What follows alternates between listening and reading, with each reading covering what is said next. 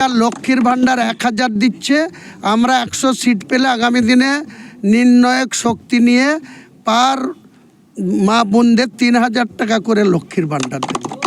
আর 1,20,000 টাকার ঘর দিতে গিয়ে তৃণমূলের ক্যাডাররা 10,000 20,000 করে টাকা নেয়।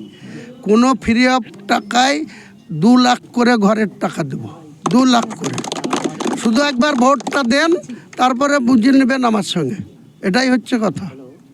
আরে বাংলার মাটিতে আজকের দিনে হুমায়ুন কবির এর সঙ্গে বসার জন্য, হাত মেলানোর জন্য এবং হুমায়ুন কবিরের সঙ্গে একটু বসে সেলফি তোলার জন্য কোনো লোকের অভাব নাই। একদম 15 থেকে 60 বছরের লোকরা হুমায়ুন কবিরকে পেলেই শুধু মুসাফা করতে চাইছে, একটাই কারণে যে ভারতবর্ষের মাটিতে 33 বছর আগে 1992 সালের 6 ডিসেম্বর 3% রাষ্ট্রীয় স্বয়ংসেবক আর বজরং দলের লোকরা পবিত্র বাবরি মসজিদকে যেভাবে ভেঙে ফেলেছিল, সেই বাবরি মসজিদ সর্বোচ্চ সুপ্রিম কোর্টের নির্দেশ 2019 সালের নভেম্বর মাসে সুপ্রিম কোর্টের প্রধান বিচারপতি সহ 7 জনের ডিভিশন বেঞ্চ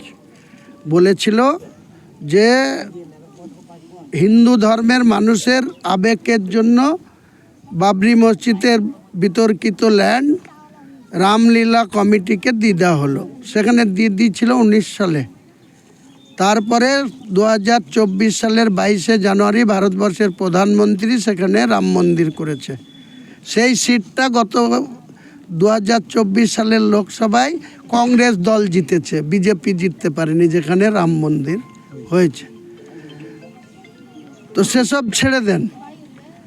আমার বাবরি মসজিদ নিয়ে আমি কোনো রাজনীতি করতাম না বা করার কোনো ইচ্ছা এখনও নেই। যেদিন মমতা ব্যানার্জি নিজে সরকারি টাকায়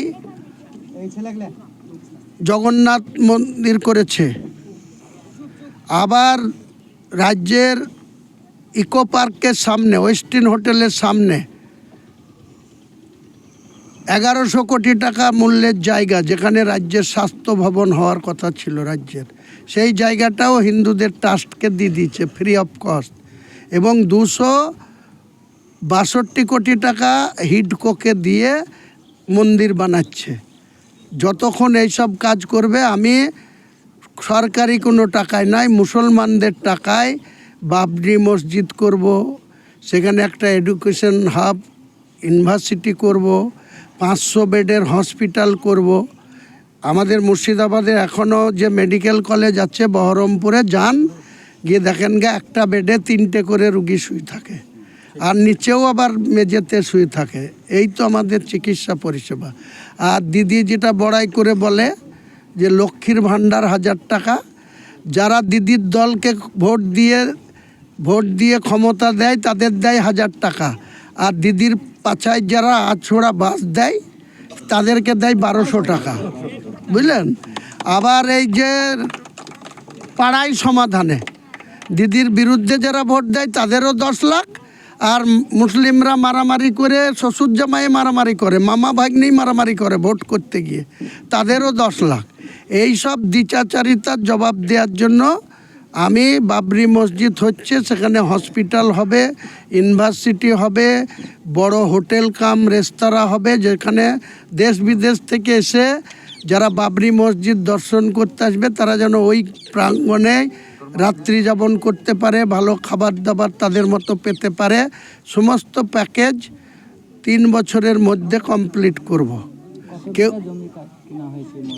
কেনা হয়ে গেছে 17 বিঘি কেনা হয়েছে, এখনও মোটামুটি আরও 17-18 বিঘি কিনবো। টোটাল 35 বিঘি জায়গার উপরে ওইখানে 500 বেডের হসপিটাল, বড় হোটেল, পার্ক, একটা হেলিপ্যাড, হেলিকপ্টার নামার জন্য সমস্ত কিছু হবে। 10ই ফেব্রুয়ারি থেকে, তার আগে বলেছিলাম যে 1 লাখ লোকের কোরআন পাঠ করে মসজিদের কাজ শুরু করব, কিন্তু সেটা ফেব্রুয়ারিতে হচ্ছে না। জানুয়ারির 1 ফেব্রুয়ারি আমি ব্রিগেড করব। তার আগেই হয়তো এই 1 লাখ লোকের কোরআন পাঠটা করতে হবে, কারণ মুসলিমদের যে সমস্ত মাদ্রাসাগুলো চলে, খারিজি মাদ্রাসা, সেই মাদ্রাসার ছাত্র এবং শিক্ষক যারা মৌলানা, হাফেজ, কারি, মুফতি, তাদের সব জানুয়ারির লাস্ট থেকে 1 মাসের রোজার জন্য 1.5 মাসের সব ছুটিতে চলে যাবে। তার জন্য আমি খুব সম্ভবত জানুয়ারির কোনো একটা ডেটে এই 1 লাখ লোকের কোরআন পাঠ করিয়ে 10ই ফেব্রুয়ারি থেকে ব্যাঙ্গালোর থেকে একটা সংস্থাকে নিয়ে এসেছি, তাদেরকে দায়িত্ব দিয়ে দিচ্ছি। তারা আগে শুরু করবে মসজিদের কাজ, তারপরে ভোট হয়ে যাবে, তারপরে বাকি প্যাকেজের কাজ শুরু হবে। কাজেই যারা নিন্দুকেরা বলছে যে মসজিদ করতে দেব না, আমি তাই মুসলমান সমাজের মানুষের কাছে বলছি, মুসলমান 100টার ভিতরে 80টা ভোট হুমায়ুন কবিরের প্রার্থীদের দিক। ওই 294টা সিটে বিজেপিও 100 পার করতে পারবে না, তৃণমূলও 100তে পৌঁছাতে পারবে না।